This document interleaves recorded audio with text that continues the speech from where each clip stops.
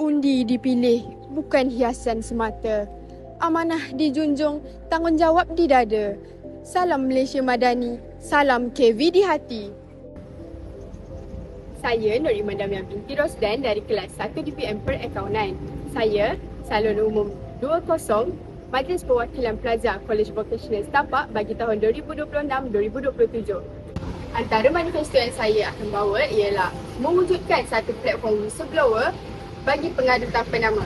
Langkah ini memberi ruang selamat agar mangsa buli lebih yakin untuk bersuara. Manifesto saya yang kedua menganjurkan pertandingan sudut kemerdekaan bagi setiap bengkel sempena sambutan Bulan Kemerdekaan. Inisiatif ini bukan sekadar hiasan tetapi wadah membina jati diri, kreativiti, semangat kebersamaan pelajar.